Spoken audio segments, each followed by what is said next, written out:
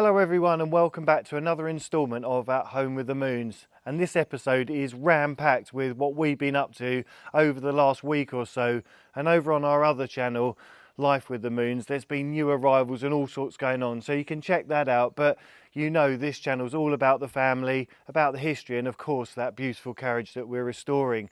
And we went to the Château Pompadour, which is a beautiful chateau because they have some carriages there. So we drew some inspiration and we're going to catch up with the carriage in a bit. But for now, we've got a very important job. You might have seen the mushrooms on the last episode. We're going to add to them. We've got some new ones. So we're going to go down the forest and see what we can get because we need some really nice soil. There's lots to be getting on with. Enjoy the video and we'll catch up later.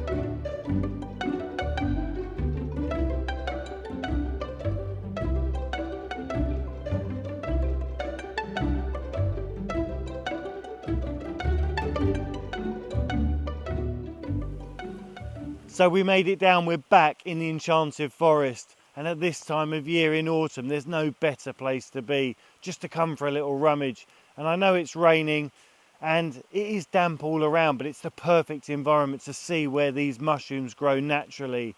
And we need to capture a little bit of that to be able to take back up to the house to do what we're going to do later on in the video, which is our new batch of mushrooms. It's just so fantastic here. The seasons down here are just so apparent. It is different at every time of the year, but it holds its own magic. In that way, it just keeps evolving, and it's so nice to see. So let's have a little scratch about and see if we can take a little piece of this back up to the house.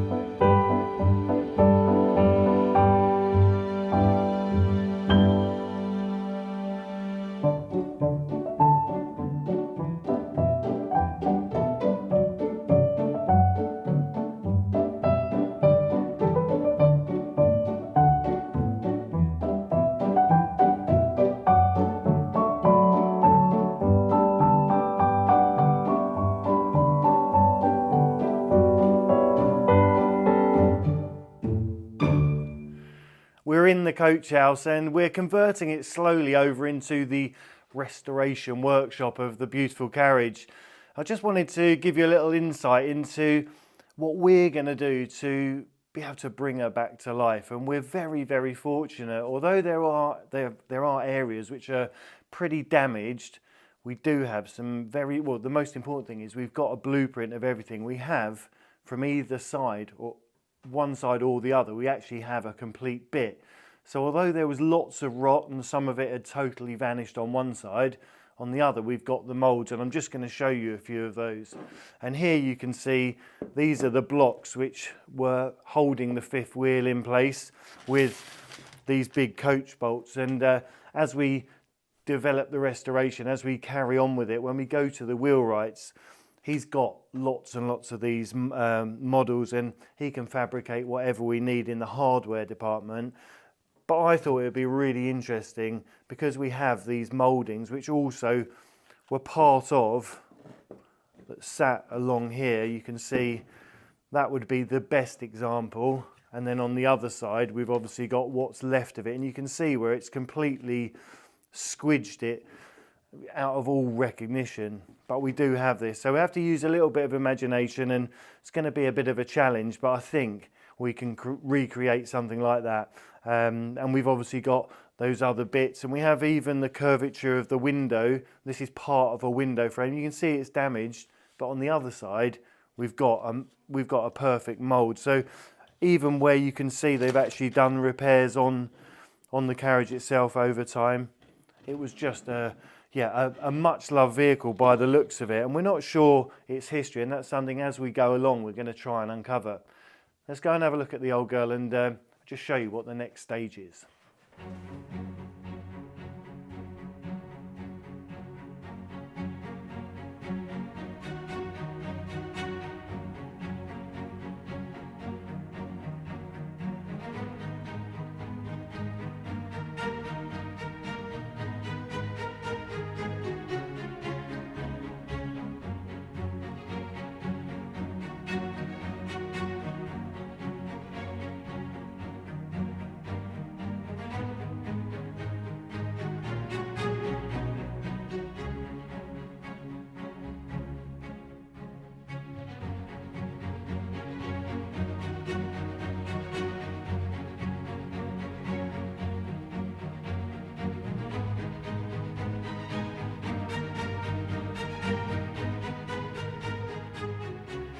For those of you who are new to the channel, I did mention it in previous episodes that the actual bones of her are really good. And as I mentioned, there is some damage, but we need to start work on the actual tub, this middle section.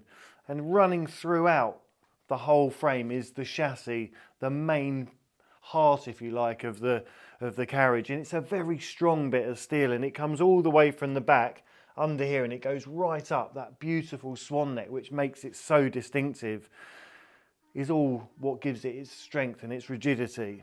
But what we need to do is start gently going about restoring, as I say, the tub. But to do that, we need to get the rear end off.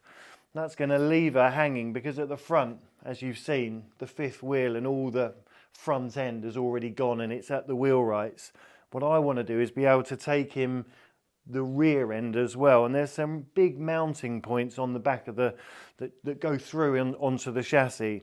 So we're going to have to work away very gingerly and just be able to extract it. And this brake mechanism as well, which is all very, very strong and actually will work very well. It's not completely seized. It is a little bit stiff, but that'll all come to in the restoration. The most important thing for the wheelwright is that he has 4 wheels together, and that's really important when he goes to cast them, because you might have seen, and if you haven't, it's such a fascinating process to get these rims on. They heat them up, and every degree that they go over is a little few thou more that they can then stretch them over the wood, and they put them on and then cool them down, and it creates that beautiful tightness which makes the wheel right. And then obviously he has to do that, but in that process he's not going to fire the kiln up, and he's going to have his helpers and hopefully me alongside, so that we can do them all as a set of 4, and that's the way it's done. Otherwise, as we said, he'd be firing the forge up, doing one, stopping, doing another. It's the most efficient way, and it's the way they've done it forever. So really looking forward to that. Hope I can get my hands dirty with them. But for now, as I said, the most important thing is we secure the chassis and the tub, and we can be able to work around. So it's going to be a work in progress, and what we were thinking about is making some sort of framework to go under just to support her, and I'm going to pick up these mounting points, these anchor points on that bit of steel, and it might even be that I do, originally we were thinking just wood or something soft underneath. I'm thinking now maybe a bit of steel work with a proper bolt onto that chassis, and then I'll pick it up on the front as well, so I can actually have the whole thing suspended. But that'll be something which we've got to do a few designs for. We need something that's going to be really strong, and as I say, not be too cumbersome, because we need to get round and be able to work on all her little intricacies. Really looking forward to it.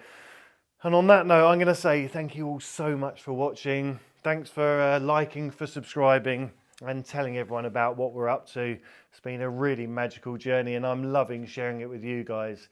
Until next time, stay magical, and we'll see you very soon.